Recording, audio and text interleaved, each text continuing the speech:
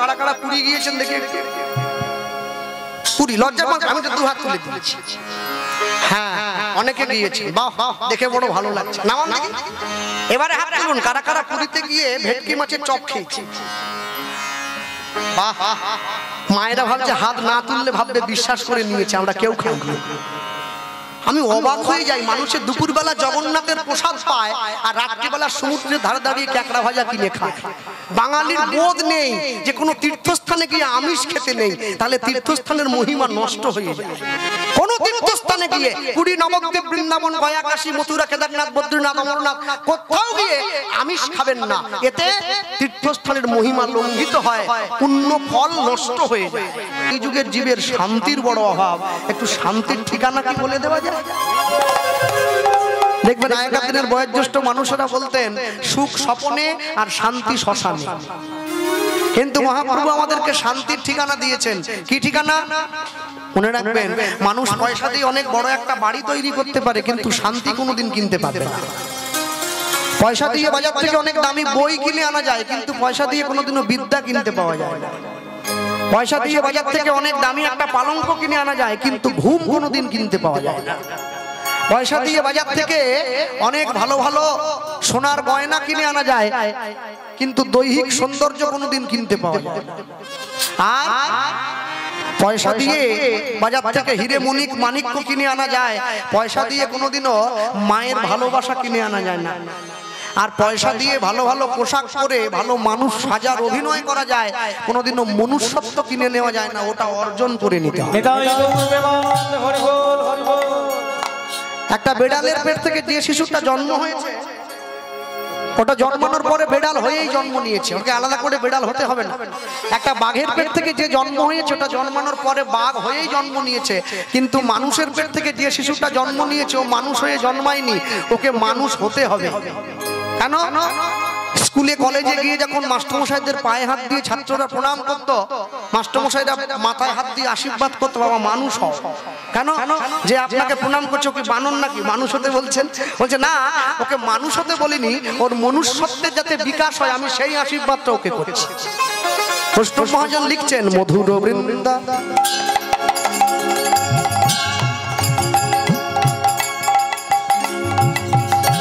মধুর বৃন্দা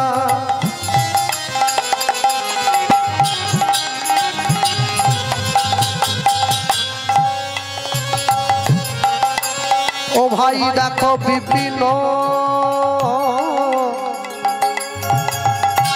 বিপিন মাধুরী মাধুরী মাধুরী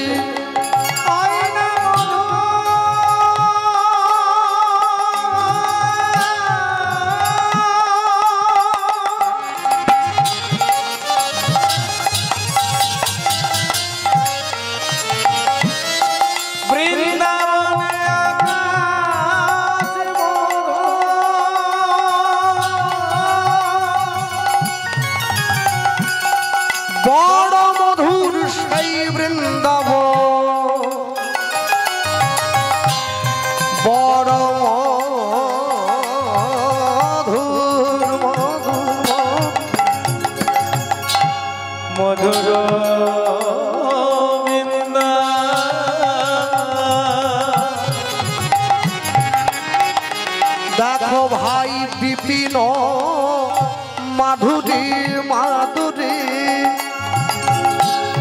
প্রবেশ চাতুরী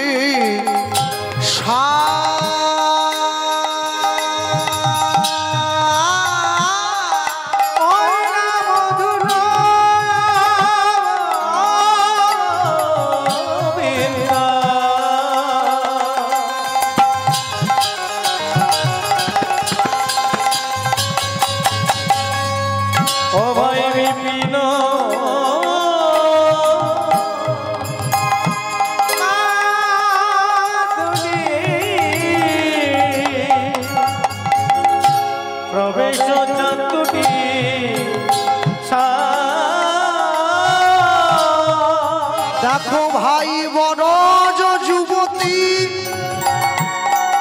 তাহে ভাবের ভকতি সকতি হইত দেখো বড়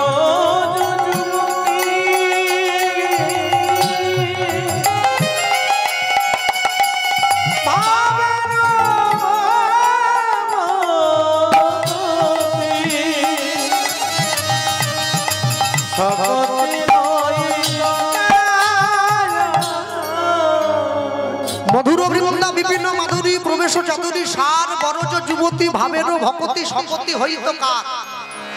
এইটা হচ্ছে এই পদাবলীর উদ্দেশ্য। এই পদটা আপনারা সকলে জানেন, প্রত্যেকের মুখস্থ আছে, কিন্তু উদ্দেশ্যটা কি জানেন? উদ্দেশ্যটা হচ্ছে অন্য। উদ্দেশ্যটা হচ্ছে আমরা বাংলায় যখন ভগবানকে সেবা দেই, যে আপনাদের মঠ মন্দিরে আজকে এখানে নিতাই গৌর এসেছেন, রাধাকৃষ্ণজিও এসেছেন, বা যেখানে মহোৎসব হয়, যাদের বাড়িতে বিগ্রহ সেবা হয়, দেখবেন কি পূর্ব মেদিনীপুর, কি পশ্চিম মেদিনীপুর, কলকাতা, হাওড়া, হুগলি, মুর্শিদাবাদ, সব জায়গায় যখন বাংলায় আমরা ভগবানকে সেবা দেই, আমরা ভগবানকে সেবা দেওয়ার সময় ভোগের থালাটা ভগবানের ঘরে ঢুকিয়ে দিয়ে দরজাটা বাইরে থেকে বন্ধ করে দিই, তাই তো? এবার দরজার বাইরে দাঁড়িয়ে শিকল করতাল নিয়ে কীর্তন হয়। যার গুরু ঘরে যে নিয়ম আছে, কেউ বলে ভজ পতিত উদ্ধারণ শ্রী গৌর হরি, কেউ বলে ভজ ভকত বৎসল শ্রী গৌর হরি। সেটা যার গুরুদেব যাকে যে শিক্ষা দিয়েছে সেই শিক্ষাই গায়। কিন্তু এটা আমি বাংলার কথা বলছি। সেই আমি যখন বৃন্দাবনে গেলাম, বৃন্দাবনে আমাদের ছোট একটা মঠ আছে, আমি যখন বৃন্দাবনে প্রথম গিয়েছি, আমি বৃন্দাবনে গিয়ে দর্শন করছি, আমরা ভগবানকে ভোগ দিচ্ছি, দরজাটা বাড়ির বাইরে থেকে বন্ধ করে। বৃন্দাবনের ব্রজ মায়েরা তারা ভগবানকে ভোগ দিচ্ছে, দরজাটা বাড়ির ভেতর থেকে বন্ধ করে দিচ্ছে। এই হেন বৈচিত্র্য দেখে আমার মনে হচ্ছিল আমাকে ব্যাপারটা জানতাম। তা আমি দরজার বাইরে দাঁড়িয়ে রইলাম।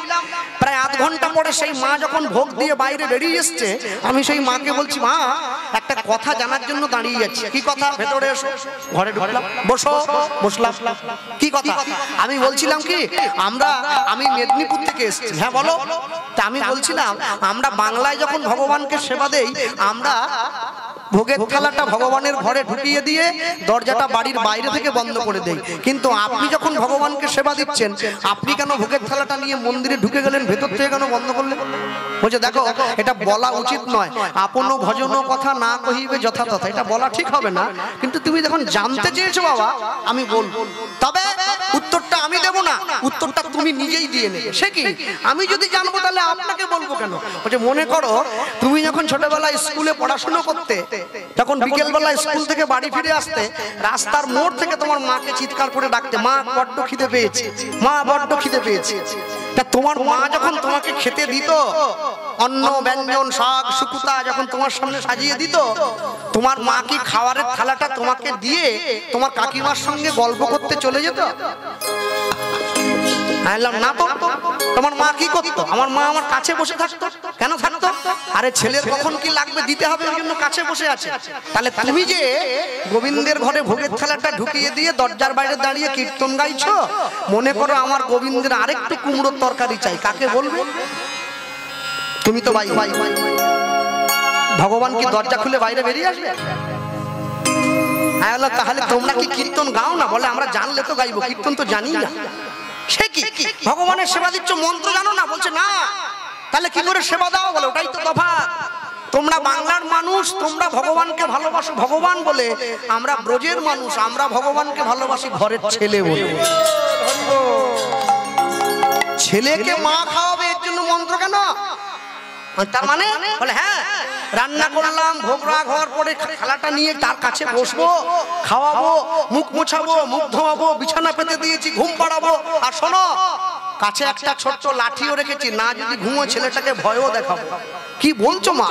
যার চোখ দেখে রাবণ কুম্ভকর্ণের মতো বড় বড় বীর সব ঠান্ডা হয়ে গেল, তুমি তাকে সামান্য একটা প্যাকাটি দিয়ে ভয় দেখাবে? বলে, ওটাই তো ভালোবাসা, ওটাই ভালোবাসা, যেটা তোমাদের নেই। তোমরা বাংলার মানুষ, মন্দির বানিয়েছো, সেবা দিচ্ছ, কোটি কোটি টাকা খরচ করছো, কিন্তু একটা জিনিস ভগবানকে দিতে পারোনি, সেটা হচ্ছে তোমাদের মন। আর আমরা ব্রজের মানুষ, আমাদের পয়সা নেই, কড়ি নেই, আমরা হতদরিদ্র গোয়ালিনী, দুধ বিক্রি করে সংসার চালাই, আমরা ভগবানকে কিচ্ছু দিতে পারিনি, আমরা শুধু আমাদের মনটা তার চরণে দিয়ে দিই। যার জন্য ভগবান আমাদের ঘরে বাধা আছে। কৃষ্ণকে উঠতে বললে ওঠে, আর বসতে বললে বসে, আঙ্গুলের ডগায় নাচায় বৃন্দাবনের গোয়ালিনী। বৈষ্ণব মহাজন বলছে তোমাকে এত কষ্ট করতে হবে না। হ্যাঁ, কৃষ্ণ সেবা দিতে গেলে অনেক যন্ত্রণা পোহাতে হয়, তুমি এত কষ্ট কেন করবে?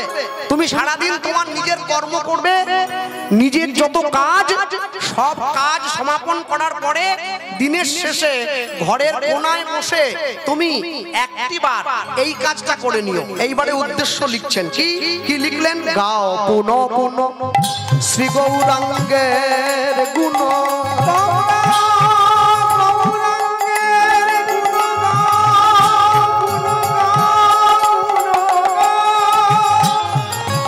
নিতাই গৌর প্রেমানন্দে হরি হরি বল। তোমরা গৌরাঙ্গের গুণ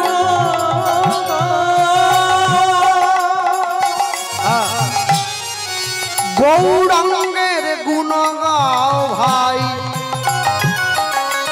আবার পুন পুন বারবার, একবার না পারিলে দেখো শতবার। হ্যাঁ, you will be also try and try again, try and try again, try and try again, বারবার বলবে গাও পুন পুন শ্রী গৌরাঙ্গের গুণ। আচ্ছা, হরে কৃষ্ণ, আমি যদি সকাল থেকে সন্ধ্যা পর্যন্ত চিটিংবাজি করি, লোক ঠকাই, সন্ধ্যাবেলা বসে গৌরাঙ্গের নাম বলে নেই, তাহলে হবে তো? না না, হবে না। কি করে হবে? যারা সিগারেট খায়, সিগারেটের কোম্পানি প্যাকেটের উপরে লিখে দিয়েছে ধূমপান মৃত্যুর কারণ। কোন বাড়ির লোক যদি সিগারেট খেতে গিয়ে মারা যায়, কোম্পানির নামে থানায় ডায়েরি করতে গেলে কোম্পানির লোক এসে প্যাকেট ধরে দেখাবে, আমি আইনে ফাঁক রেখেছি, সিগারেট মৃত্যুর কারণ। তুমি জানতে জানতে মরণ কিনে খাচ্ছ কি জন্য? সিগারেট কোম্পানি আইনে ফাঁক দিচ্ছে, মহাজন পদাবলিতে ফাঁক থাকবে না, হয় নাকি? সরল করিয়া এই মনে হিংসা নিয়ে নয়, প্যাঁচ নিয়ে নয়, পরের ক্ষতি চেয়ে নয়, সরল করিয়া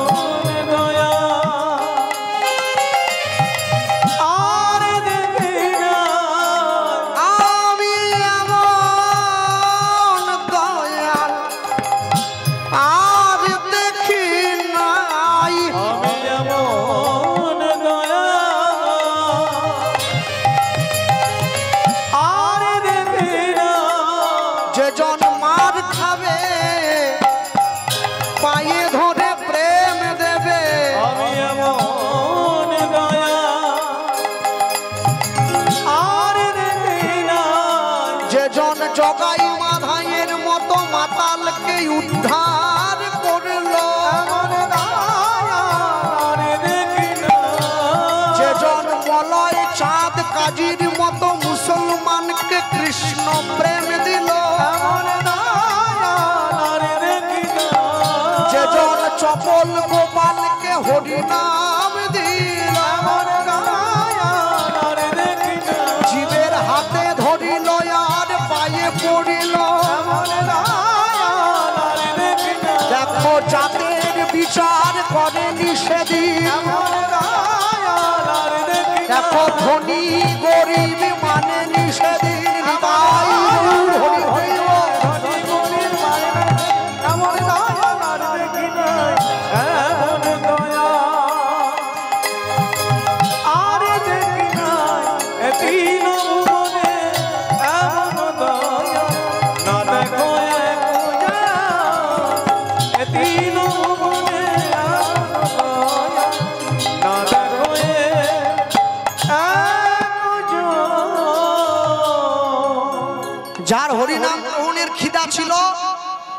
সে পাত্রা পাত্র বিচার করলো না, নাম পাওয়া মাত্র সঙ্গে সঙ্গে গ্রহণ করে নিল।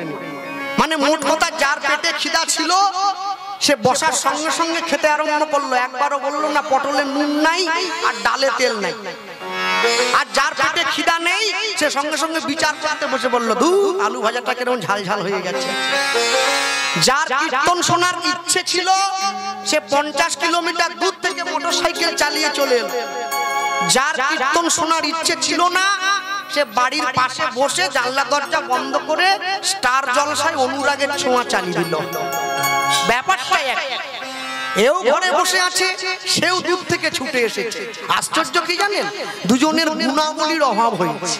হ্যাঁ, ছাত্র যখন মাস্টারমশাইয়ের কাছে পড়তে গেছে, ছাত্র তো গরিব, মাস্টারমশাই বলছে তোর কাছে আমি বেতন নেব না, তোকে এমনি পড়াবো। ভালো ছাত্রকে সবাই পড়াতে চায়, খারাপ ছাত্রকে কেউ পড়াতে চায় না। তুই তো পড়াশোনায় ভালো, পয়সা দিতে হবে না। মনে রাখিস 10-5 মিলি নিজ দুয়ারে বসিয়া কীর্তন করিবে সবে হাতে তালি দিয়া, মহাপ্রভুর কথা। এই যে তোকে শিখিয়ে দিলাম কথাটা, এই কথাটার দাম 1 লাখ টাকা, মনে রাখিস। এবার ছাত্র মাস্টারমশাইয়ের কাছ থেকে শুনে বাড়ি আসছে আর মনে মনে মুখস্থ করছে আমাকে এমন একটা কথা শিখিয়েছে মাস্টারমশাই যার দাম 1 লাখ টাকা। আর এই চিন্তা করে হাঁটতে গিয়ে পায়ে জুতো গেছে ছেড়ে। পথে মুচির সঙ্গে দেখা হয়েছে, মুচিকে জুতোটা খুলে হাতে দিয়ে বলছে সেলাই হবে? বলে হবে। কত লাগবে? বলে 10 টাকা। দে সেলাই কর। এবার মুচি সেলাই করে জুতো যখন দিয়েছে ও পায়ে পরে নিয়েছে, পরে নিয়ে মুচিকে ঘুরে বলছে 10-5 মিলি নিজ দুয়ারে বসিয়া কীর্তন করিবে সবে হাতে তালি দিয়া। জানিস এইটা কত টাকার কথা? মুচি তাকিয়ে আছে মুচের দিকে।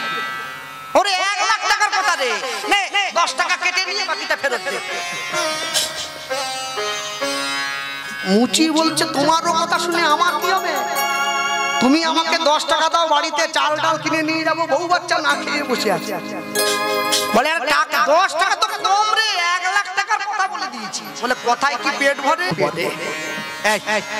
শিক্ষা যত দামি হোক পেটের কাজ কিন্তু আসলে চলবে না। কেন জানে? মনে রাখবে আমেরিকার প্রথম রাষ্ট্রপতির নাম আমাদের সকলের মনে আছে। ছেলে মেয়েরা পড়াশোনা করতে গেলে আগে দরকার। কাউকে যদি প্রশ্ন করেন আমেরিকার প্রথম রাষ্ট্রপতি, বলে জর্জ ওয়াশিংটন, একবার সঙ্গে সঙ্গে বললেন। কিন্তু আপনি যদি ওকে জিজ্ঞাসা করেন তোমার বাবার বাবার যে বাবা তার নামটা বলতে পারবো না। কেন? ওটা জানার দরকার নেই, জেনে বসেছে। এটা জানার দরকার কিন্তু জানতে চায় না। মনে রাখবে যেটা শিখলে যে শিক্ষাটা আমাদের জীবনের অন্তিম কাল পর্যন্ত কাজে লাগবে সেই শিক্ষাটা গ্রহণ করতে হবে। যে শিক্ষাটা আমাদের জীবনে কাজে লাগবে না সেই শিক্ষাটাকে গ্রহণ করে আমাদের জীবনে কোনো লাভ হয় না। ভক্তমণ্ডলী মায়েরা, মহাপ্রভু এসে মানুষের দরজায় এই কথাটাই প্রচার করলেন, অন্য কিছু বলেন কি? জীব নিত্য কৃষ্ণ দাস ইহা ভুলি গেল, মায়া পিশাচী জীবের গলেতে বান্ধিল। কৃষ্ণ নাম কর জীব আর সব মিছে, পলাইবার পথ নাই দেখো জম আছে পিছে। এখন যে মুচি সে বলে ও দিয়ে আমার কি হবে? আমার কি পেট চলবে? আমাকে কাজ করতে হবে। এ কথার যে 1 লাখ টাকা দাম ও কি জানে? আর যে দাম দেওয়া ওটা মুষ্টিমেয় কিছু লোক আছে, সে ঠিক দামটা দিচ্ছে, তবে সবাই হ্যাঁ হরিনাম সংকীর্তনে সবাই মূল্য দেয় না। যে দেওয়ার সে ঠিক দেয়। একদম শেষে গিয়ে বৈষ্ণব মহাজন কি বললেন? গৌরাঙ্গ বলিয়া না গেলাম গলিয়া, কেমনে ধরিনু দে, বাসু ঘোষ হিয়া পাশান বিধি কেমনে পড়িয়াছে, বিধি কেমনে কেমনে গড়িয়াছে। যে গৌরাঙ্গের নাম শুনে পাষাণ বলে গেল, যে গৌরাঙ্গের নাম শুনে জগাই মাধাইয়ের মতো মাতাল তারা ভক্ত হলো, যে গৌরাঙ্গের নাম শুনে মলয় চাঁদ কাজীর মতো মুসলমান সেই কৃষ্ণ নামে পাগল হলো, সেই গৌরাঙ্গের নাম শুনে আমার অন্তরে প্রেম এলো না। তাহলে বুঝতে হবে এখনো অনেক সময় আছে, জমি এখনো ভিজবে না, দেরি আছে। হ্যাঁ, বৈষ্ণব মহাজন বললেন তোমাদের সবার হয়েছে, আমার হয়। আমরা ছোট্ট করে গৌরচন্দ্রিকা শ্রবণ করলাম। হ্যাঁ, আজকে প্রথম দিন একটু আসর শুরু করতে আমাদের দেরি হয়েছে, তাই ওদিকটা না বাড়িয়ে লীলা মাধুর্যের মধ্যে প্রবেশ করি, জাগাই। অনেক কথা বলার আছে, কেন আসতে পারি আর না পারি আজকে বলে চলে যেতে হবে। হ্যাঁ, তো বলতে গিয়ে সবার আগে বলবো, আমরা যুগ যুগ ধরে শুনেছি ভগবান তার স্বীয় ভক্তকে রক্ষা করার জন্য সব সময় সব জায়গায় ঝাঁপ দিয়ে পড়ে। হিরণ্যকশিপু যখন প্রহ্লাদের কাছে গিয়ে বলেছিল তোর হরি কি দেওয়ালের মধ্যে আছে, বলে আছে। যেই লাঠি দিয়েছে ভগবান নৃসিংহ হয়ে বেরিয়ে এসে প্রহ্লাদ মহারাজকে উদ্ধার করে হিরণ্যকশিপুকে নিধন করেছে। সব জায়গায় ভগবান তার স্বীয় ভক্তকে রক্ষা করার জন্য ঝাঁপিয়ে পড়েন। আজকেও সেই ভগবান এসেছেন। কোথায় এলেন? আজকে ভগবান এমনি এমনি আসেননি, আজকে ভগবান এসেছেন ভক্তের মাথা থেকে নিজের মাথায় চোর বদনামের বোঝাটা তুলে নিচ্ছেন। মানুষকে জানালেন যে আমার ভক্ত চোর নয়, চোর যদি বলতে হয় তোমরা আমায় বলবে, ভক্তকে চুরি চোর বলবে না। কেন? ভক্ত মোরে খাওয়াইলে তবে আমি খাই, ভক্ত মোরে না দিলে মুই উপবাসে যাই, ভক্ত মোর মাতা পিতা, ভক্ত মোর গুরু, ভক্ত ভালোবেসে আমায় ডাকে বাঞ্ছা কল্পতরু। যে ভক্তের জন্য, যে পরম বৈষ্ণবের জন্য ভগবান এত বড় চোর বদনামের বোঝাটা বিশ্ববাসীর কাছে স্বীকার করে নিল, সেই পরম বৈষ্ণবের কথা আজকে আমাদের লীলা মাধুর্যের প্রথম দিনে গিয়ে আস্বাদ্য আলোচ্য লীলা মাধুর্য পরম বৈষ্ণব শিল মাধব দাস গোস্বামীর জীবনী কথা। আমি বলতে গিয়ে সকলকে বলবো ধৈর্য সহকারে বসুন। আপনারা যারা এসেছেন, যদিও পূর্ব মেদিনীপুরের মানুষের ভক্তি অনেক গাঢ় আমাদের পশ্চিম মেদিনীপুরের মানুষের থেকে, তা আমি একটু পিছন দিকে পিছিয়ে আসবো। পিছিয়ে এসে বলবো, আপনারা সকলে জানেন শ্রীকৃষ্ণ চৈতন্য মহাপ্রভু তিনি তার জীবনে দুবার বিয়ে করেছেন। প্রথম স্ত্রী লক্ষ্মীপ্রিয়া, পরেরটি বিষ্ণু। আর এই যে দুবার বিয়ে করেছেন, এই দুবার বিয়ে করার জন্য প্রথম স্ত্রী লক্ষ্মীপ্রিয়া, পরেরটি বিষ্ণুপ্রিয়া। কিন্তু প্রথম বিয়েটা নিজের ইচ্ছায় করেছেন, দ্বিতীয় বিয়েটা নিজের ইচ্ছায় করেননি, দ্বিতীয় বিয়েটা মায়ের ইচ্ছায় করেছেন। ছেলে যখন বিয়ে করতে যায় মায়ের পায়ে হাত দিয়ে প্রণাম করে বলে যায়, মা আশীর্বাদ করো, তোমার জন্য দাসী আনতে যাচ্ছে। এদিকে বলে বলে না? হ্যাঁ, আমার ওদিকেও বলে তো। আর মনে মনে কি বলে, মা তুমি আশীর্বাদ করো, তোমাকে দাসী বানাবো, আমি সেই ব্যবস্থা করতে যাচ্ছি। ওটা জোরে বলে না, আস্তে আস্তে। এদিকে সব ভালো ছেলে মায়ের পায়ে হাত দিয়েছে নিমাই, নিমাই মায়ের পায়ে হাত দিয়ে মাকে বলছে, মা আশীর্বাদ করো, তোমার জন্য দাসী আনতে যাচ্ছে।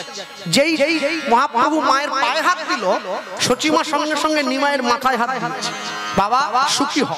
যখনই মাথায় হাত দিয়েছে, এরপরে মহাপ্রভু মাকে বলছে, মা আরেকটা কথা বলবো, কি এতদিন পর্যন্ত কেঁদেছি নদিয়াবাসীর জন্য, আজকে বিয়ে করে তোমার দাসী তোমার চরণে দিয়ে আমি কাঁদবো জগৎবাসীর জন্য। এই কথার মধ্যে যে কি লুকিয়েছিল সচিমা বুঝলো না, ছেলেটাকে বিয়ে দিতে পাঠিয়ে দিয়েছে। ছেলে বিয়ে করে এসেছে, বিষ্ণুপ্রিয়ার হাতটা সচিমায়ের হাতে ধরিয়ে দিয়ে বলছে, মা এই রইল তোমার দাসী, এবার আমায় বিদায় দাও, এবার আমি আসি। নিমাই বৌমাকে নিয়ে একটু ফুলসজ্জার ঘরে বস, আমি যুগল দর্শন করব। লক্ষ্মীনারায়ণের মতো মানিয়েছে দুজনকে। বিষ্ণুপ্রিয়া দেবীর হাত ধরে মহাপ্রভু ফুলসজ্জার ঘরে প্রবেশ করেছে। আর ঘরে প্রবেশ করে দেখছে একটা পালঙ্ক সুন্দর করে ফুল দিয়ে সাজানো হয়ে আছে। মহাপ্রভু প্রশ্ন করছে বিষ্ণুপ্রিয়াকে, বিষ্ণুপ্রিয়া কি দেখছো? একটা পালঙ্ক সুন্দর করে ফুল দিয়ে সাজানো হয়ে আছে। বা মনে রেখো বিষ্ণুপ্রিয়া, মানুষ যেদিন ফুলের উপরে ঘুমায় সেদিন তার ফুলসজ্জা হয়, আর ফুল যেদিন মানুষের উপরে ঘুমায় সেদিন তার অন্তিম সজ্জা হয়। যেদিন আমার বিয়ে হয়ে যাবে, ফুল দিয়ে সাজিয়ে রাখা পালঙ্কের উপরে ঘুমাবো, আমার ফুলসজ্জা হবে। আর যেদিন আমি চির ঘুমে ঘুমিয়ে থাকবো, ফুলগুলো আমার উপরে ঘুমিয়ে থাকবে, সেদিন আমার অন্তিম সজ্জা হবে। মহাপ্রভু বিষ্ণুপ্রিয়াকে বলে উঠছে, বলো বিষ্ণুপ্রিয়া তুমি কি কোনটা চাও? বিষ্ণুপ্রিয়া দেবী বলে উঠলেন, আমি ফুলের উপর শোবো না, ফুলও আমার উপর শোবে না, আমি চাই ফুলটা মালা হয়ে সারা জীবন তোমার গলায় থাকুক। আমাদের মতো তুচ্ছ মানব জীবকে উদ্ধার করার জন্য মহাপ্রভু সন্ন্যাসী নিলেন। সন্ন্যাস হয়ে হরিনাম প্রচার করছেন। নিতাই চাঁদের হাতটা ধরে বলছেন, দাদা আমার জীবনের শেষ একটা ইচ্ছে আছে। কি ইচ্ছে? আমায় একবার জগন্নাথ দর্শনে নিয়ে যেতে পারো? আমি জগন্নাথ দেখবো। হ্যাঁ চল, আমি যাব তোকে নিয়ে। তুই আমার ভাই, আমি তোর বড় ভাই, তোকে না নিয়ে গেলে কাকে নিয়ে যাব? হাতটা ধরে নিয়েছে। তুমি শোনো শোনো শোনো শোনো নিত্যানন্দ নিত্যানন্দ ও গো অবধূত নাথ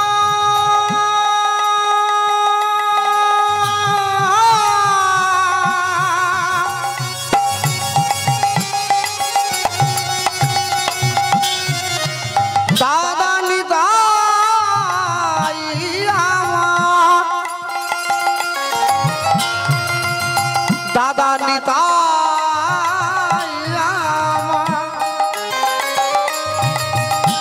দাদা নিতাই।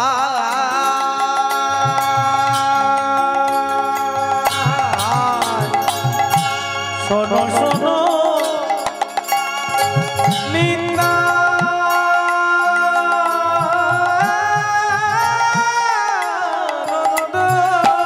নিতাই গৌর প্রেমানন্দ হরি বল। এই মনের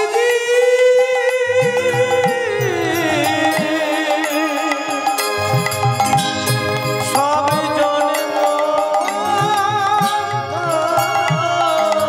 তুমি শোনো শোনো শোনো শোনো শোনো শোনো নিত্যানন্দ,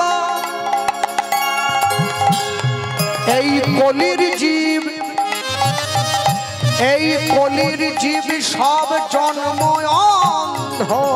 শোনো ও দাদা, বলিলেও কেউ না লয় কৃষ্ণ নাম, দাদা বলিলেও কেউ না লয় কৃষ্ণ নাম। বলিলেও না লয় কৃষ্ণ নাম, বলিলেও না লয় কৃষ্ণ নাম। ভাই আমাকে কি করতে বলছিস? জীব যদি কৃষ্ণ নাম না করে তার জন্য কি আমি দায়ী নাকি? না না, যে মরবে নিজের দোষে কি করবে তার হরিহর দাস। কেউ যদি নিজের ইচ্ছায় জানতে জানতে আগুনে গিয়ে ঝাঁপ দেয়, পিপিলিকার পাখা হয় মরিবার তরে।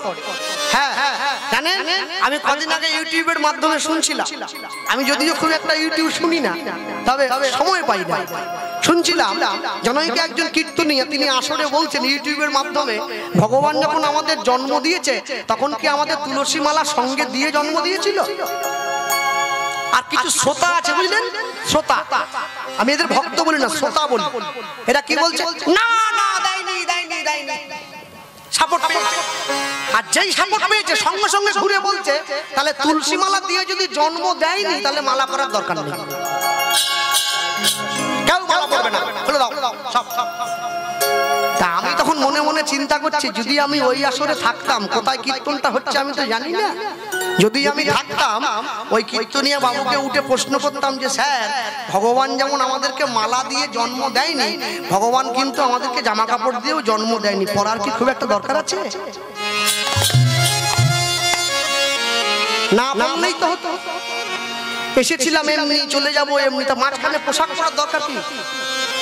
পোশাক পরতে হয় যেমন করে লজ্জা নিবারণের জন্য, মালা পরতে হয় তেমনি নিজের সংস্কৃতিকে চেনাবার জন্য।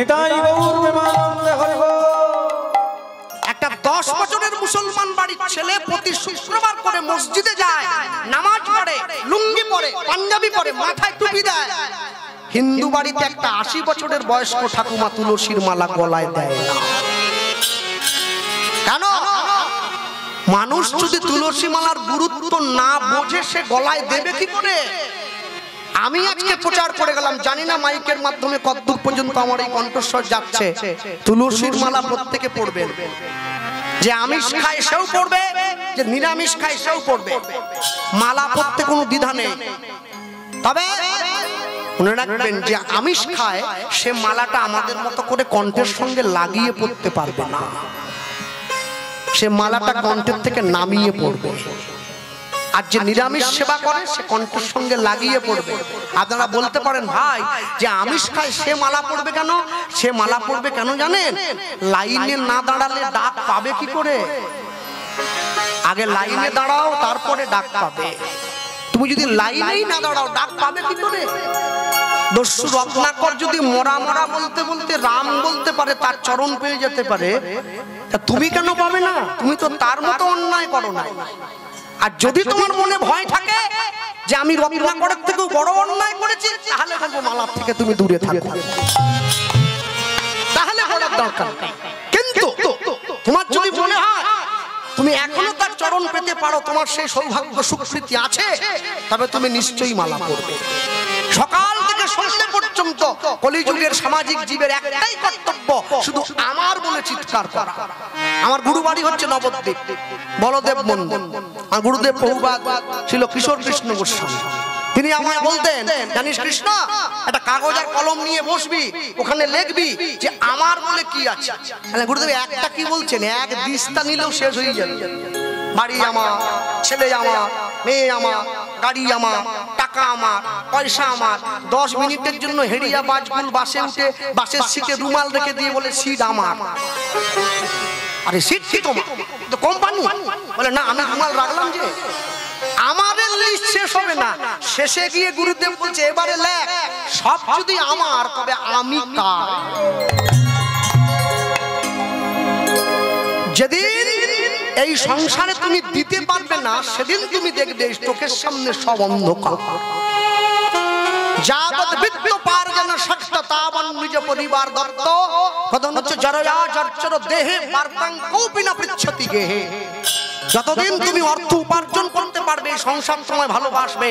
যেদিন তুমি অর্থ উপার্জন করতে পারবে না, এই সংসার সময় ভালোবাসবে। হ্যাঁ, ভক্তমণ্ডলী ভক্তিমতী মায়ের এই কথা বলেছে নিতাই চাঁদ সুন্দর করে মহাপ্রভুকে সাজিয়ে দিয়েছে। চলো ভাই, আর দেরি কেন, দুই ভাই বেরিয়ে পড়ি। দুই ভাই যদি বেরিয়ে পড়ে জগন্নাথ দর্শনে, একাকি যাবে? সঙ্গে অগণিত ভক্ত, তারাও বেরিয়ে পড়েছে। প্রভু তোমরা গেলে আমরা বাদ যাবো কেন? আমরাও যাবো। আস্তে হাত তুলুন তো, কারা কারা পুরী গিয়েছেন দেখি। পুরী লজ্জা পান, আমি তো 2 হাত তুলে দিয়েছি। হ্যাঁ, অনেকে গিয়েছে, বাহ দেখে বড় ভালো লাগছে। নামান দেখি, এবারে হাত তুলুন কারা কারা পুরীতে গিয়ে ভেটকি মাছের চপ খেয়েছে। বাহ, মায়েরা ভাবছে হাত না তুললে ভাববে বিশ্বাস করে নিয়েছে, আমরা কেউ খাই। আমি অবাক হয়ে যাই, মানুষের দুপুরবেলা জগন্নাথের প্রসাদ পায় আর রাত্রিবেলা সমুদ্রের ধারে দাঁড়িয়ে ক্যাকড়া ভাজা কিনে খায়।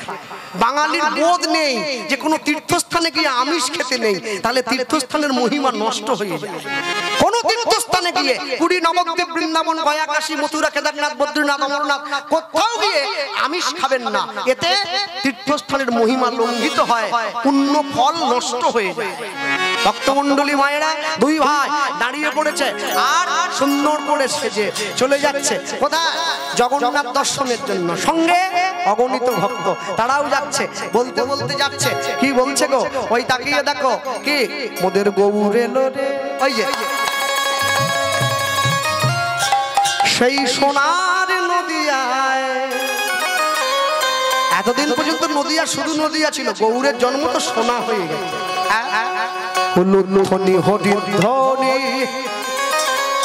বাবা শব্দ শোনা যায় গৌরে লোরে।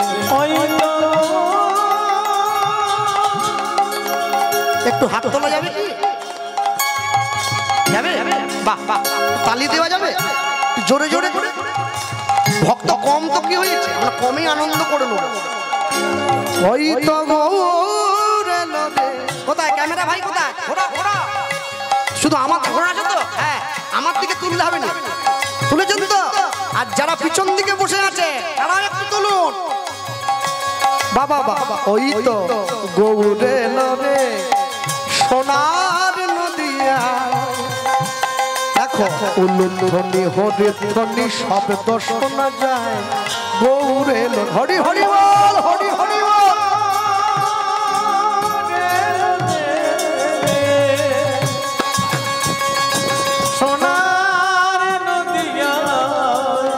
উলুধ্বনি হরিধ্বনি শব্দ শোনা যায় মোদের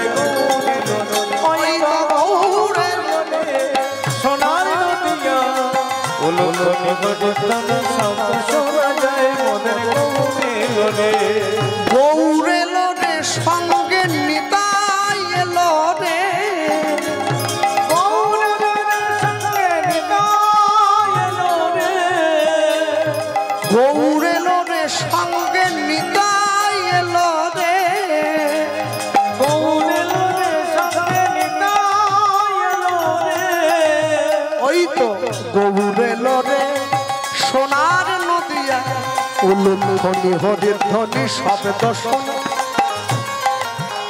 হাত নামিয়ে নিছো কেন? হ্যাঁ, উপরে ক্যামেরা চলছে, সরে যা। এই প্রধান সাহেব এসেছিলেন বোধহয় উদ্বোধনে, তিনি চলে গিয়েছেন বাড়ি।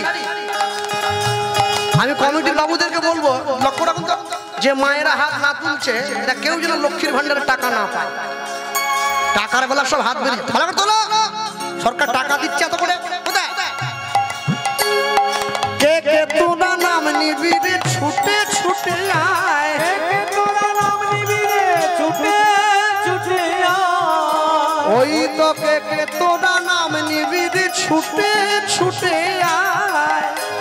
কে কে তোরা নাম নিবি রে ছুটে ছুটে আয়। কে কে তোরা নাম নিবি রে ছুটে ছুটে আয়।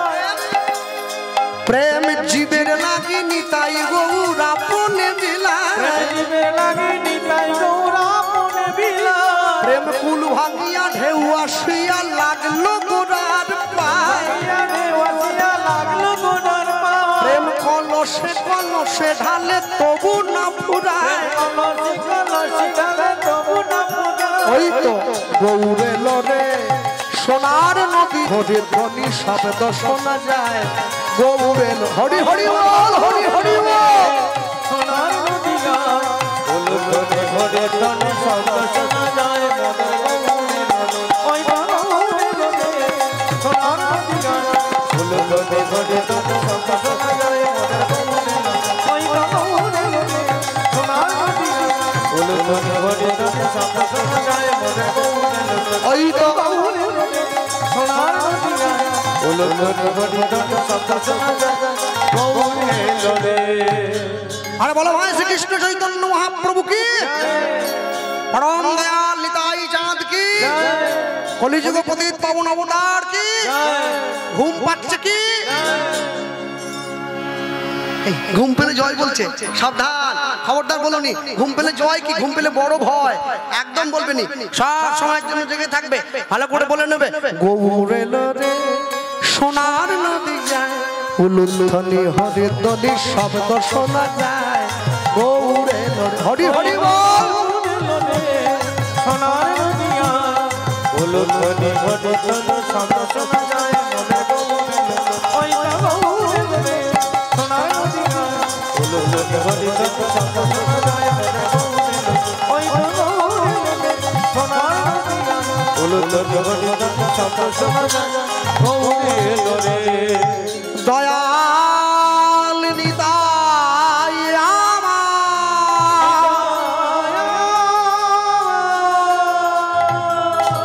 কে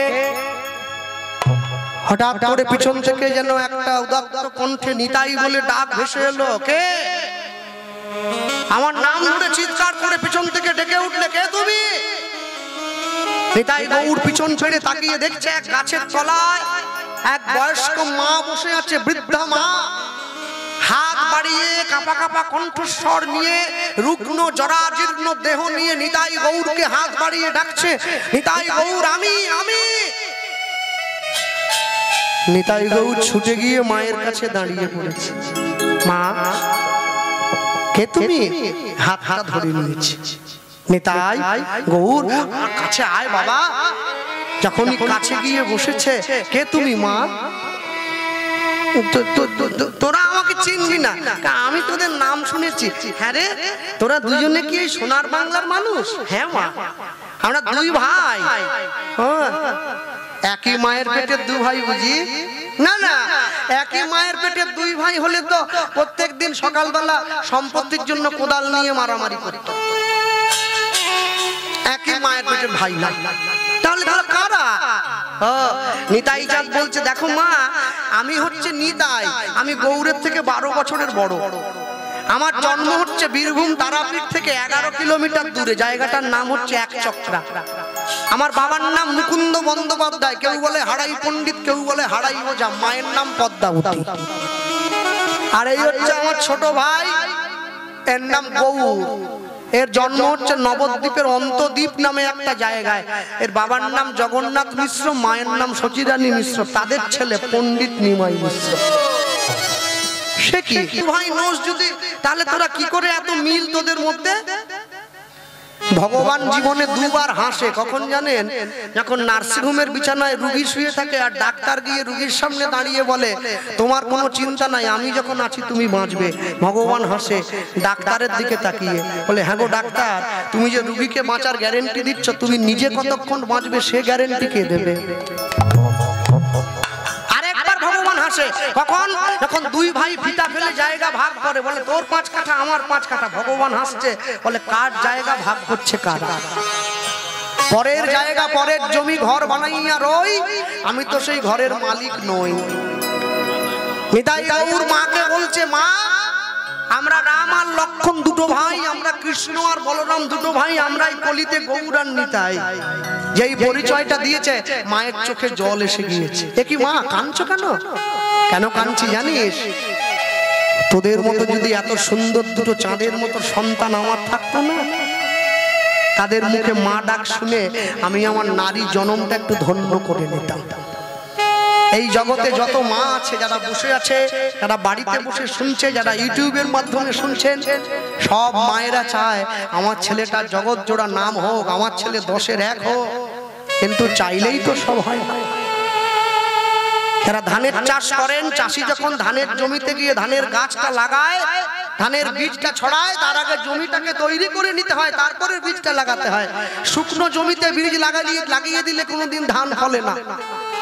মাতৃ গর্ভরূপী জমিতে মা যখন ধানের সন্তান রূপী বীজটা লাগাতে যাচ্ছিল, মা কি তার নিজের জমিটাকে আগে তৈরি করেছে? করে নাই।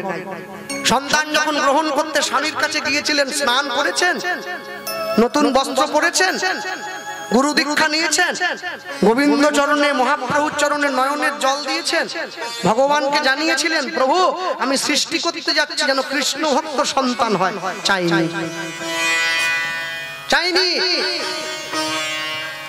মনে করলে আপনি আপনার বাড়ির ছেলেকে ডাক্তার, ইঞ্জিনিয়ার, উকিল, ব্যারিস্টার বানাতে পারবেন, কিন্তু মনে করলে গৌর ভক্ত বানাতে পারবেন না। হ্যাঁ, তাহলে দেশে প্রচুর সাধুর সংখ্যা বেড়ে যেত, চোরের সংখ্যা কমে যেত। চাইলে চোরের জন্ম দেওয়া যায়, চাইলে সাধুর জন্ম দেওয়া যায় না। সাধুর জন্ম দিতে গেলে মাকে অনেক কষ্ট করতে হয়। লেখে মিলিয়ে রাখুন, এই জগতের যত জায়গায় যত ভালো ভালো সন্তানের জন্ম হয়েছে, সমস্ত ভালো সন্তানের মূলে রয়েছে একটা করে ভালো মা। মা যদি ভালো না হয়, সন্তান কোনোদিন ভালো হবে না। হিরণ্যকশিপু দৈত্য ছিল, ছেলেটা প্রহ্লাদ হলো কেন? মা কয়াধু পরম ভক্ত ছিল।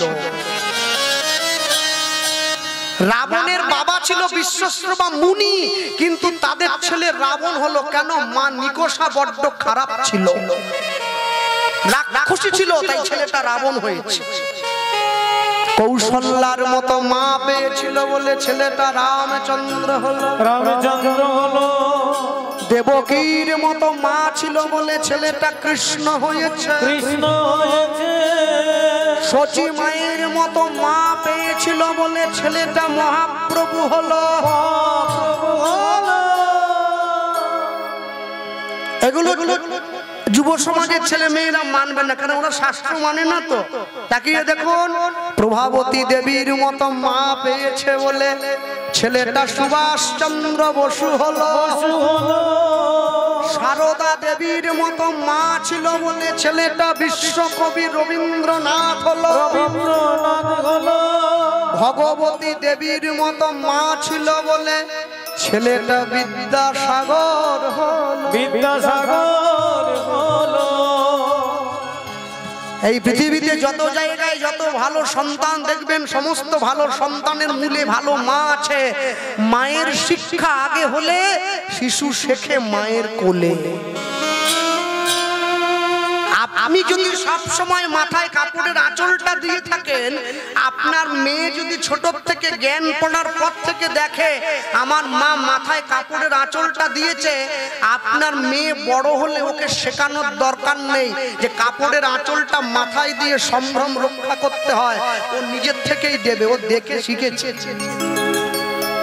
আর মেয়ে যদি ছোট থেকে দেখে যে আমার মা জিন্সের প্যান্ট পরে ঘুরে বেড়াচ্ছে, আপনি চাইলেও আপনার মেয়েকে শাড়ি পরাতে পারবেন না, কেন ও তো আপনাকে দেখে শিখেছে। আমি যেখানে কীর্তনে যাই আমার মা সঙ্গে, এই আমার মা বসে আছে, আমার মা সঙ্গে থাকে।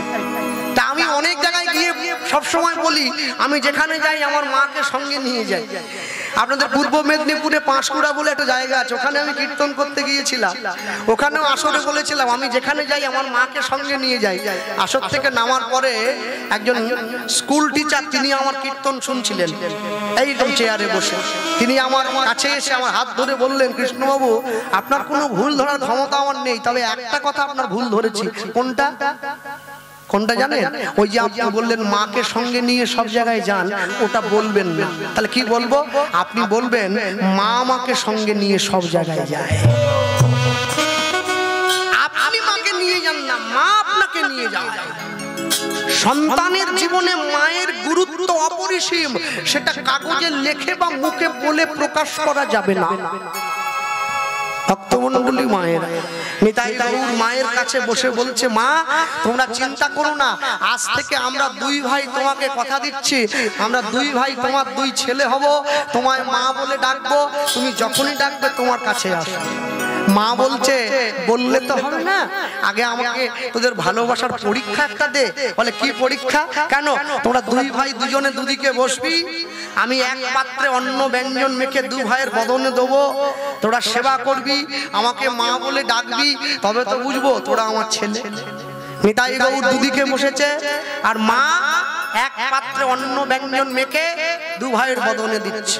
দেখবেন আমরা যখন কোনো প্রসাদ নিতে যাই কোনো জায়গায়, শুকনো প্রসাদ যখন হয়, চরণামৃত তুলসী পত্র যখন দেওয়া হয় না, এই যে বাবা ঠাকুর দিচ্ছেন বসে, আমি লক্ষ্য করছি, দেখবেন আমরা কি করি, হাতে চরণামৃত দিল, দেওয়ার পরে নিলাম,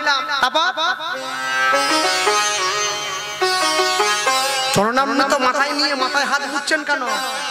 তাহলে কি অন্ন ভোগ যখন সেবা করবো হাত মাথায় মুছে না কেন? কোনদিনও প্রসাদ নিয়ে মাথায় হাত মুছবেন না, এতে ব্রহ্ম সনাতন উচ্ছিষ্ট হয়ে যায়।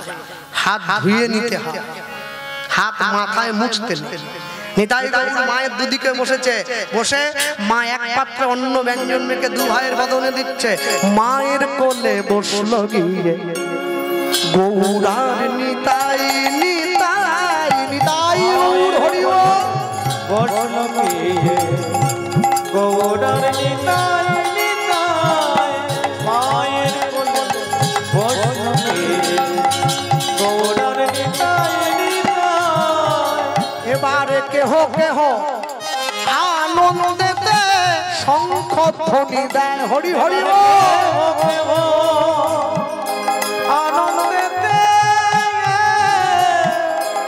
শঙ্খ ধ্বনি দেয়। দেখো কেহ কেহ, দেখো কোন কোন নারীগণে উলুক ধ্বনি দেয়, আমার কোন কোন নারীগণে, নারীগণে উলুক ধ্বনি দেয়। আমার যত যত ভক্তগণে সব হরি ধ্বনি দেয়, নিতাই গৌর হরি বল। ভক্তগণে, ভক্তগণে হরি ধ্বনি দেয়।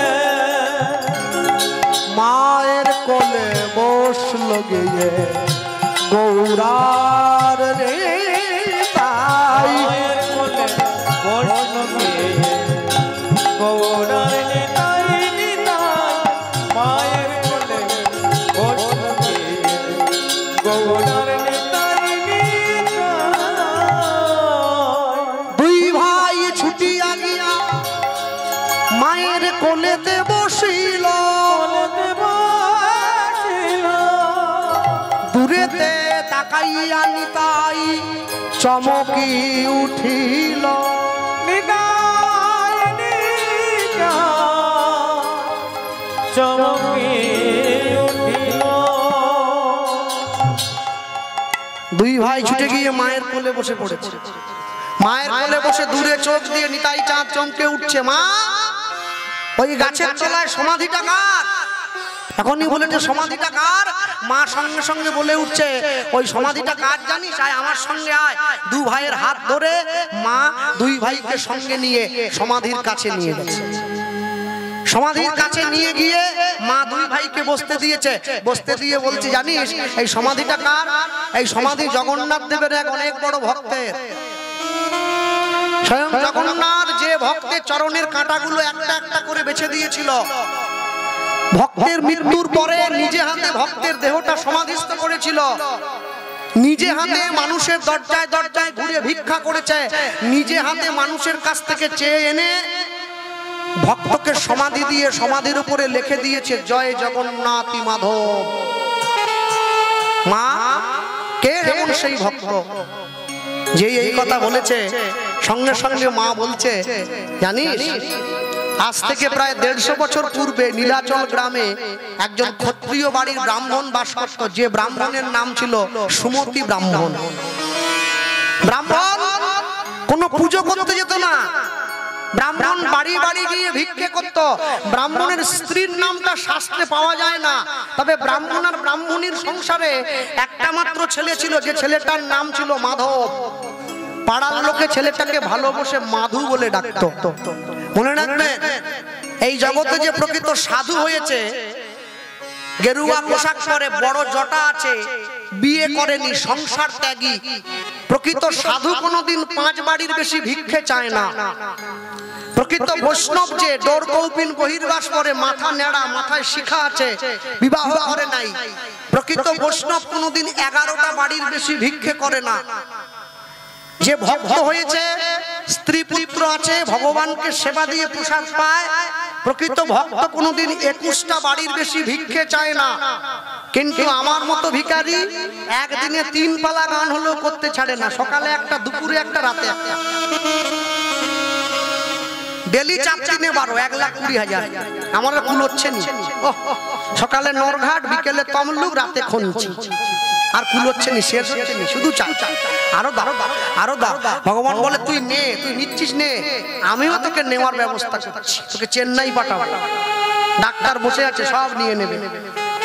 মনে রাখবে এই জগতে হায় সেই বেশি চায়, আছে যার ভুরি ভুরি, রাজার হস্ত করে সমস্ত কাঙালের ধন চুরি।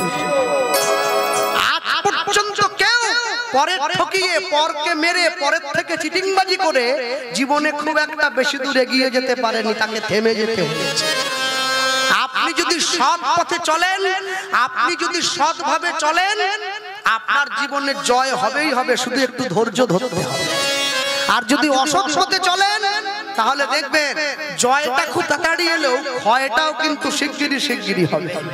মাধব দাসের বাবা ভিক্ষা করত, ভিক্ষার পুটুলিটা সঙ্গে নিয়েছে, সঙ্গে নিয়ে প্রাতঃকালে, সকালবেলায় ভিক্ষায় বেরিয়ে পড়েছে। মানুষের দরজায় ঘুরে কি বলছে? আমি দিন ভিখারি, নাইকো করি, নাইকো করি, আমার একটি পয়সা দাও। আমি দিন ভিখারি,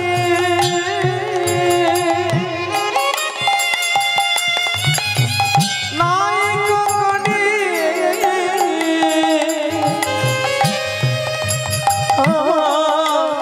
একটি পয়সা দাও। যখন মায়েদের বাড়িতে ভিখারি আসে, যখন মায়েরা ভিক্ষা দেয়, মনে রাখবেন বাড়ির ভেতর থেকে দাঁড়িয়ে কোনোদিন ভিক্ষা দেবেন না। ভিক্ষা দেওয়ার সময় বাড়ির বাইরে গিয়ে দাঁড়াবেন, দূর থেকে নয়, ভালোভাবে ভক্তি ভরে ভিখারির ঝুলিতে দান করবেন যা দিচ্ছেন। আর যখন ভিক্ষা দেবেন, আপনি অন্তর মাঝে হরে কৃষ্ণ মহামন্ত্র নাম জপ করুন। আপনার উদ্দেশ্য ঠিক হোক, সে কি কাজে লাগাবে আপনার জানার দরকার না। আমি দিন ভিখারি, নাইকো করি, নাইকো করি, আমায় একটি পয়সা দাও। আমি দিন ভিখারি, নাইকো করি,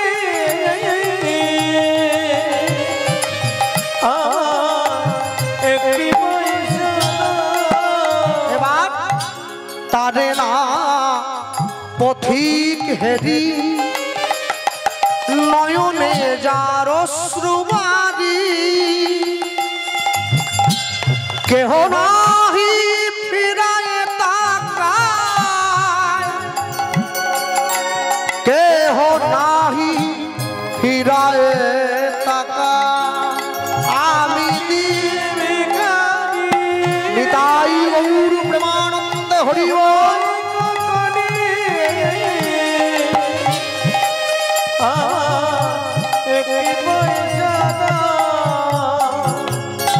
আমি বলতে গিয়ে বলবো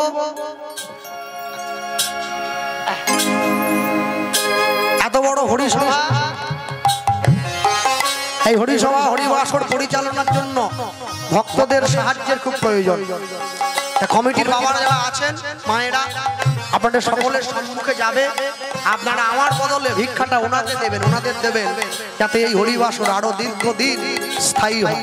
যান আপনারা যে বাবা মাঝে বসে আছেন প্রত্যেকে যান, মায়েদের কেউ কথা বলবেন না। আর এইটা একদিন এগিয়ে যান, কে আছেন ভিক্ষার জন্য? হরিসভায় ভিক্ষা দিতে হবে। আর শুনুন, কেউ গামছা নিয়ে ভিক্ষা নয়, মাধুপুরী নয়, উত্তরীয় নিয়ে গামছা নিয়ে হরিনামের ভিক্ষা নয়। আমি মানুষের মধ্যে দেখা যায় ভিক্ষার কথা বললে লোকে বলে জায়গাটা বাইরে থেকে আসে না, দেবেন না কিন্তু বসুন, বাইরে লাগানোর দরকার নেই। যাচ্ছে আপনাদের কাছে যার যেমন ভাবে, আমার মা দিচ্ছে গোবিন্দ সেবা ভক্ত সেবার জন্য 51 টাকা। নিতাই গৌর প্রেমানন্দে হরি। প্রত্যেকে যান, প্রত্যেকের কাছে গিয়ে ভিক্ষা। আমি দিনে ভিখারি নাই কোকড়ে নাই কোকড়ে আমার একটি পয়সা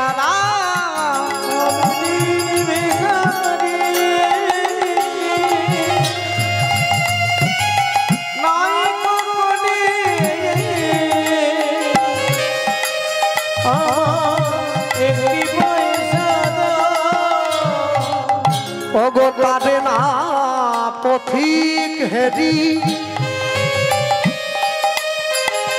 নয়নে যার অশ্রুবারি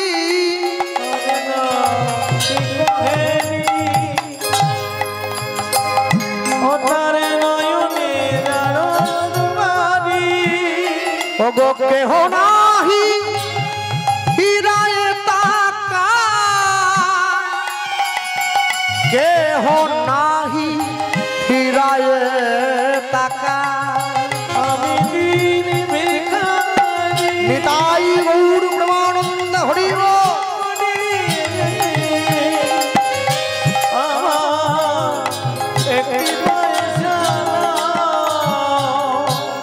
এই গানটি আপনারা আমার আগে বহুবার শুনেছেন এই আসরে দাঁড়িয়ে।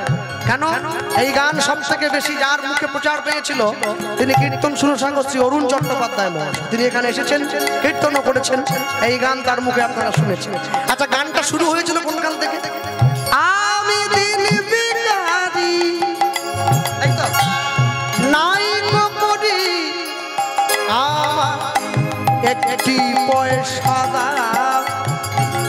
আমি যদি বলি বেহাগ যদি না হয় রাজি, বসন্ত যদি না আসে এই আসরে ইমন তুমি থাকো বন্ধু আমার পাশে।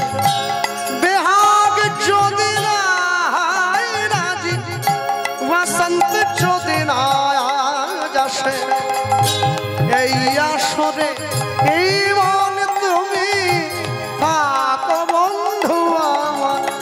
আমি দিন ভিখারি নাই করি আমায় একটি পয়সা দাও। আমি দিন ভিখারি নাই করি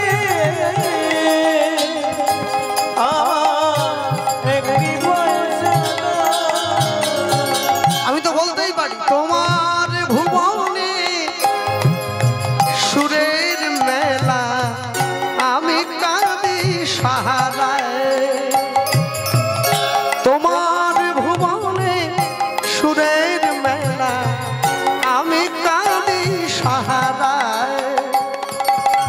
গো কমলিকা,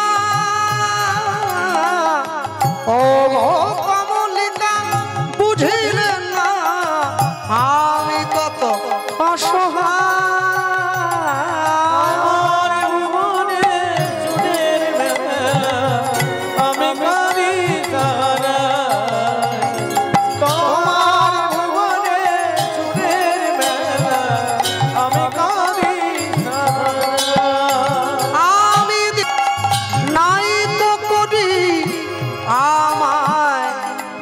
একটি পয়সা আমি ভিখারি,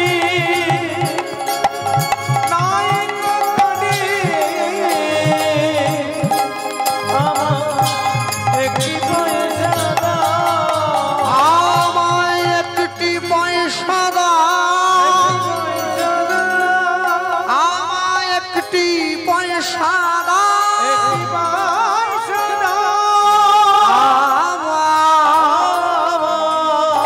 একটি পয়সা,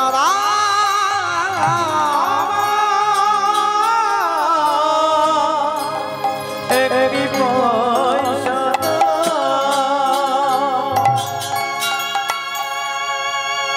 মানুষের দরজায় গিয়ে যখন দাঁড়ালো, যে যেমন ভাবে পারলো, যেভাবে পারলো মাধব দাসের বাবার ভিক্ষার ঝুলিতে ভিক্ষা দিয়ে সাহায্য করলো। মনে রাখবেন, কলিকালের মানুষ আমরা প্রত্যেকে, আমরা নিত্য নিত্য সব সময় আমাদের জীবনে আমরা ভাগ্যের সঙ্গে খেলা করে যাচ্ছি সব সময়। কেন? যদি আমাদের ভাগ্য কোনোভাবে একবার সুপ্রসন্ন হয়ে যায়, তাহলে আমরা জীবনে সব থেকে কিছু পাই আর না পাই, আনন্দ পাবো প্রচুর হবে। আর এই ভাগ্যের সঙ্গে খেলা করতে গিয়ে মানুষ তার জীবনের অবলম্বন হিসাবে সব থেকে বড় ভাবে যে জিনিসটাকে বেছে নিয়েছে, সেই জিনিসটা হচ্ছে লটারির টিকিট। সব সময় গিয়ে বাজারের মোড়ে, পান দোকানে, হেডিয়া বাজারে, চন্ডিগ্রাম বাজারে, খেজুরি বাজারে, পূর্ব মেদিনীপুর, পশ্চিম মেদিনীপুর, সব জায়গায় বাজারের মোড়ে মোড়ে একটা করে টেবিল পেতে, একটা করে ওড়না দিয়ে টিকিট সাজিয়ে বসে আছে। একটাই শর্ত, 6 টাকায় 1 কোটি। 6 টাকা দিয়ে টিকিট কাটলে 1 কোটি টাকা লেগে যাবে। লোকে সব সময় কাটছে, বলে একবার যদি লেগে যায় তাহলে আমাকে আর ধরে কে? টাকা কার লাগবে? তার ব্যাংকের টাকা সুদে বাড়ে যার ব্যাংকে টাকা আছে, যার আসল নেই তার আবার সুদ কিসে? হরিনামের কমিটি যখন আমার বাড়িতে হরিনামের জন্য ভিক্ষা করতে যায়, কীর্তনের জন্য ভিক্ষা করতে যায়, আমি ওদের ঝুলিতে 11 টাকা ছুড়ে দিই। এই ধর, তা রাখার বেলা 11 টাকা রাখলাম, আর এখানে টিকিট কেটে ভাবছি আমার 1 কোটি টাকা লাগবে। রাখতে হবে তবে তো বাড়বে, না হলে বাড়বে কি করে? সারা জীবন ধরে শুধু টিকিট কেটেই গেল, লাভের লাভ কিছু হলো না। মনে রাখবে, পাইয়া মনুষ্য জন্ম জীব যদি করে পশু কর্ম, পশুজনী হইবে নিশ্চয়। সনাতন ধর্মের মানুষ, বাঙালি জাতি, এরা নামতে নামতে এত নিচে নেমে গেছে, এরা ভগবানকেও ছাড়েনি। ভগবানের নামে মুরগির দোকান খুলেছে, শ্রীকৃষ্ণ ব্রয়লার সেন্টার। কাটা 230, গোটা 110। ওই নরঘাট ব্রিজে ওঠার আগেই আছে আজকে থেকে। আপনি ওকে গিয়ে প্রশ্ন করুন, ভাই তুই আর নাম পাসনি, ভগবানের নামে খুললি? বলে বিক্রি ভালো হবে ওই জন্য খুলে দিলি। মা কালীর নামে জুতোর দোকান খোলে, মা কালী শু হাউস। প্যাকেটের গায়ে মায়ের নাম লেখা আছে, জুতো ভরে দিচ্ছে, লোকে হাত দুলিয়ে বাড়ি নিয়ে যাচ্ছে, বলে শপিং করতে গেছিলাম। ওরম শপিং এর কপালে আগুন। মায়ের নামে জুতোর দোকান খুলেছ, আর কবে বুঝবে তোমরা? যে দেশেতে এলো গোরা, বদলে গেল দেশের সব নিয়ম ধারা। এবার দেখি শাড়ি ছেড়ে বাংলার মা বোনেরা সব ছেঁড়া ফাটা প্যান্ট পরা। বলো হায় রে হিন্দুর হবে কি?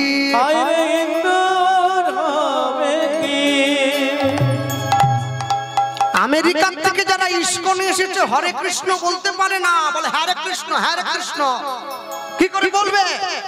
বাংলা বলতেই জানে না, কি করে বলবে? কিন্তু দুঃখটা কি জানেন, ওরা বলতে পারে না তবু বলে আমি বলতে পারি কিন্তু বলি না। এটা আমার জীবনের সব থেকে বড় দুঃখ। মনে রাখবে, মানুষ হিসেবে জন্ম নিয়ে যদি ঈশ্বর ভজনের দিকে আমার মন পবিত্র না হয়, তাহলে আমি মানুষ হয়ে উঠতে পারিনি পৃথিবীতে।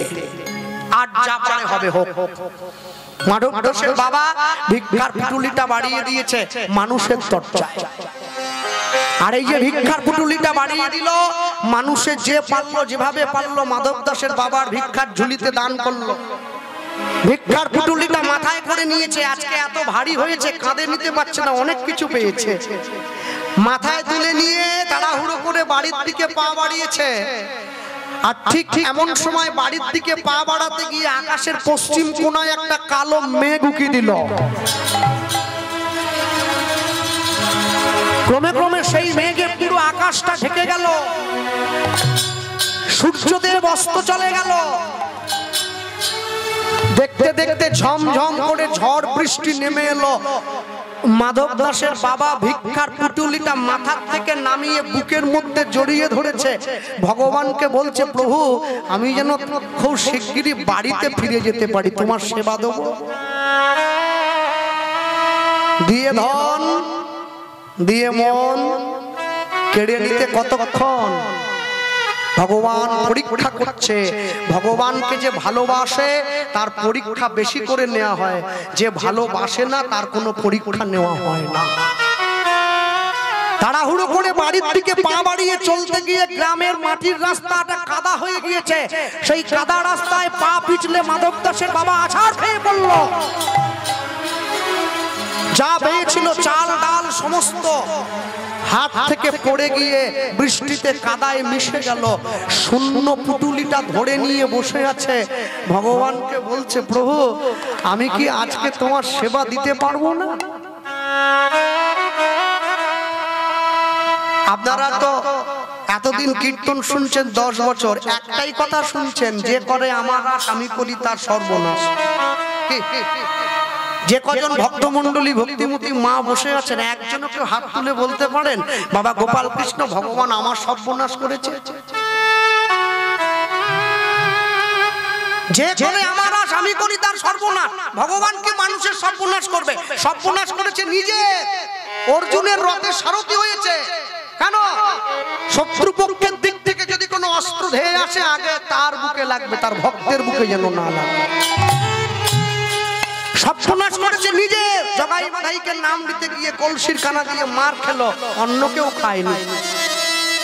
প্রকৃত কথাটা কি জানেন? যে করে আমার আশ আমি করি তার সর্বনাশ নয়, যে করে আমার আশ আমি করি তার তমনাশ। তম মানে অন্ধকার, অন্ধকার মানে পাপ, পাপ মানে মায়া। আমি তার পাপটাকে তার কাছ থেকে দূরে করে দেই। তবু যদি সে না ছাড়ে মোর পাশ, আমি করি তার 6 পুত্রকে বিনাশ। তারপরেও সে যদি ভগবানকে ভালোবাসে তাহলে তার কাম ক্রোধ লোভ মোহ মদ মাশ্চর্য চার ষড়রিপুকে আমি বিনাশ করি। তবু যদি সে না ছাড়ে মোর পাশ, তখন আমি তাকে দেই বনবাস। যে তোমার শরণ লয় তার বাঞ্ছা পূর্ণ হয়, কৃপা করে দেহ মোরে বৃন্দাবনবাসী, তাকে আমি বৃন্দাবনে বাস করতে পাঠাই। তবু যদি সে না ছাড়ে মোর পাশ, আমি তখন হব তার চরণের দাসের অনুদাস। ভগবানকে ভালোবাসা, ভগবানের ভক্ত হওয়া এত সোজা কথা নয়। ভক্ত হওয়া বড় শক্ত। পণ্ডিত রইল বসে, গাছের ফল গাছে রইল, বৃন্ত পড়েছে খসে। আপনাদের পূর্ব মেদিনীপুরে একটা জায়গা আছে যার নাম হচ্ছে ময়না, এখানে মাছের চাষ। আমরা আগে আগে যখন কীর্তন করতে যেতাম ময়নার দিকে, আমরা দেখতাম ভক্ত দুপুর বেলায় মহাপ্রভুকে বের করে দিয়েছে রাস্তা দিয়ে, এইভাবে মহাপ্রভু হাত পেতে আছে কাঠের নিতাই। আর যখনই রাস্তার পাশ দিয়ে লোক যাচ্ছে, লোককে ডেকে বলছে মহাপ্রভু হাত বাড়িয়ে আছে, কিছু দিতে পারছো না? চিন্তা করতে পারছো? ভগবান হাত নাকি বাড়িয়ে আছে, কিছু দেওয়ার জন্য। মনে রাখবে, মানুষ তো নিজের স্বরূপ চেনে না, নিজের সত্তাকে চেনে না। মাধব দাসের বাবা ভিক্ষার পুটুলিটা বুকের মধ্যে জড়িয়ে ধরে রাস্তার উপরে বসে রইল।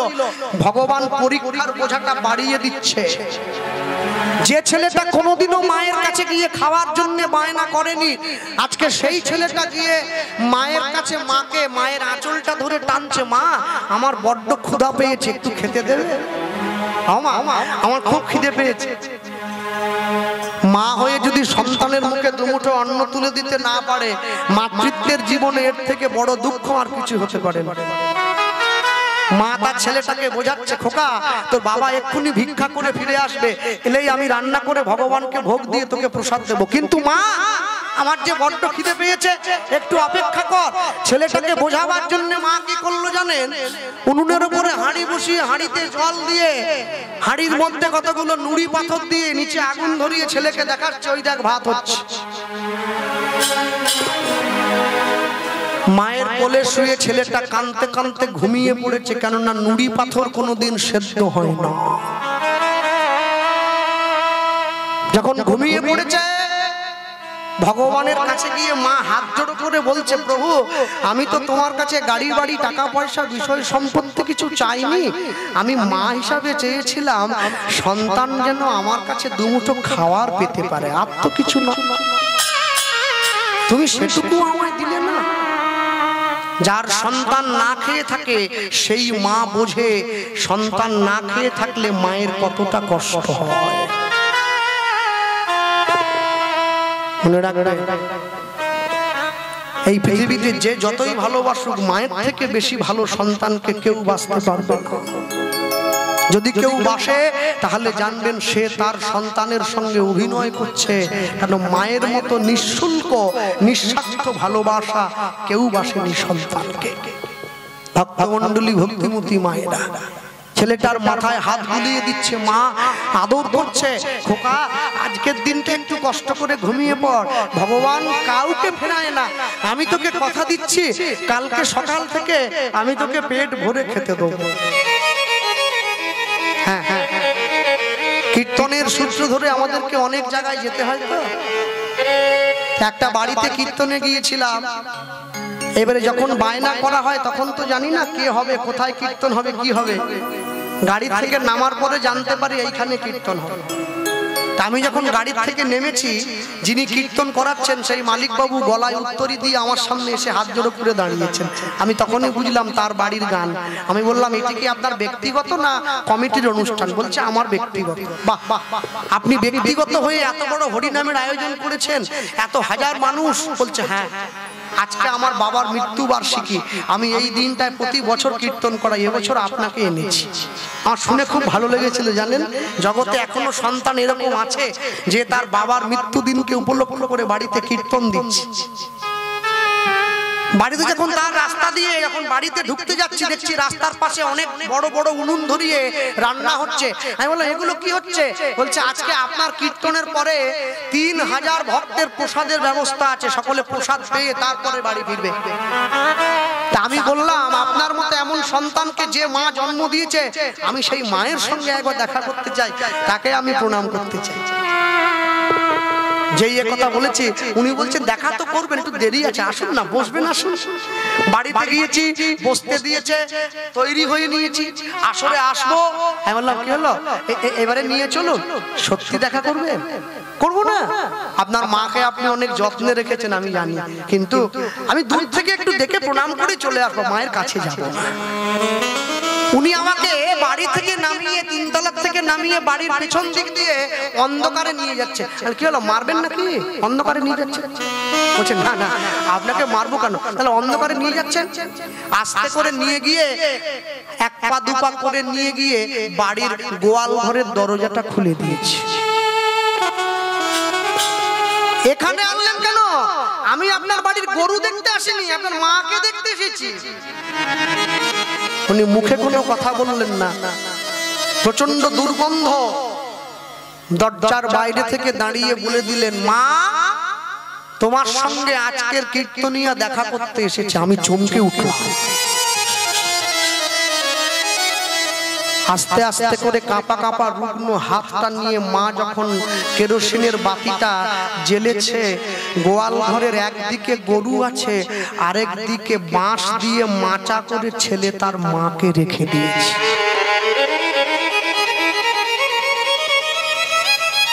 আমার পা চলছিল না, জানেন, আমি দাঁড়িয়ে গেছি। কি উত্তর দেবো ওই ভাষা? কোথায় এসেছি কীর্তন করতে, কার বাড়িতে এসেছি। আস্তে আস্তে করে যখন মায়ের কাছে গিয়ে মশারিটা সরিয়ে দিয়েছে, মাকে যখন প্রণাম করতে গেলাম, মায়ের গা থেকে যে দুর্গন্ধটা বেরোচ্ছে আমি পরিষ্কার বুঝে নিলাম 1 মাসের মধ্যে ছেলে তার মাকে স্নান পর্যন্ত করায়নি। মা একটা কাপড় পরে আছে 100 জায়গায় ছেঁড়া, গিট দিয়ে দিয়ে বাঁধা। যখন মায়ের পায়ে হাত দিয়ে প্রণাম করেছে, মা আমার মাথায় হাত দিয়ে আশীর্বাদ করছে, বাবা জীবনে অনেক বড় হও। আমি মায়ের হাতটা ধরে বলেছিলাম, মা তুমিও কি তোমার ছেলেকে এতদিন এই আশীর্বাদটা করেছো? করবো না, আমার একমাত্র ছেলে। তুমি কি বোঝনি মা, তোমার ছেলে এত বড় হয়েছে, তোমাকে গোয়াল ঘরে পাঠিয়ে দিয়েছে।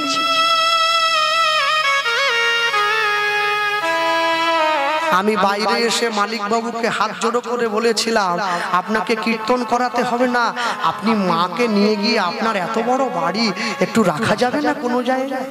উনি আমাকে বলছেন, আপনার মতো জ্ঞানী লোকের কাছ থেকে আমি এই কথাটা আশা করি না। কেন, আমি কি অন্যায় বলেছি? শোনো, মায়ের বয়স হয়েছে, মা তো বাথরুমে যেতে পারে না, ঘরের মধ্যে পায়খানা পেচ্ছাপ করে দেয়। আমার ঘরে দামি পাথর লাগানো আছে, ঘরের মেঝেটা নষ্ট হয়ে যায়, ওই জন্য তো মাকে এনে। এই ব্যাপার। আমি ওনাকে বলেছিলাম, আপনি যখন ছোট ছিলেন আপনার মায়ের কোলে প্রতি ঘন্টায় কতবার পায়খানা পেচ্ছাপ করে দিতেন, সে খেয়াল কি আপনার আছে? বলছে না, আপনি মাকে জিজ্ঞাসা করবেন, আপনি ছোটকালে অবচেতন অবস্থায় আপনার মায়ের কোলে যখন পায়খানা পেচ্ছাপ করে দিতেন, আপনার মা আপনাকে কোল থেকে নামিয়ে কতবার মাটিতে রেখেছে।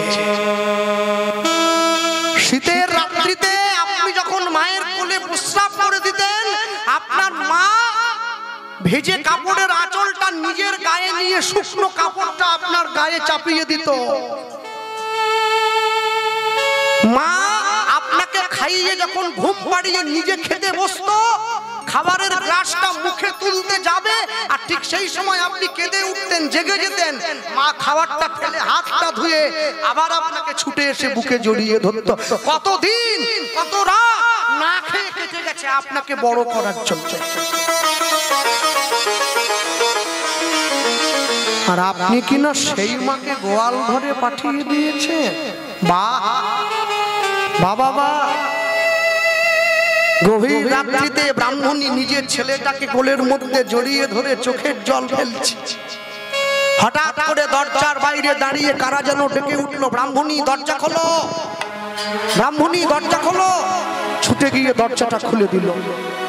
আর যখনই দরজাটা খুলে দিয়েছে, পাড়ার ছেলেরা কাঁধ থেকে ব্রাহ্মণীর স্বামীর মৃতদেহটা নামিয়ে মাটিতে রেখেছে। শোনো, আজকে ঝড় জলের দিনে ভিক্ষা করতে গিয়ে তোমার স্বামী বাজ পড়ে মারা গেল। দয়া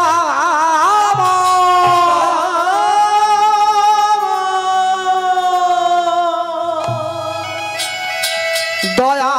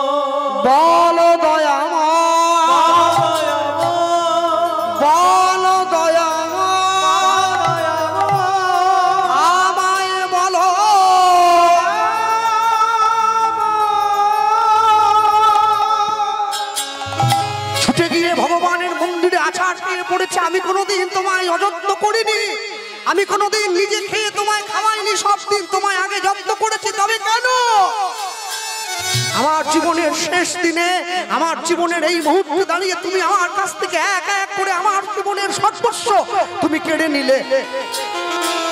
পাথরের সিংহাসনে দাঁড়িয়ে থাকা ভগবানের চোখ থেকে ঝড়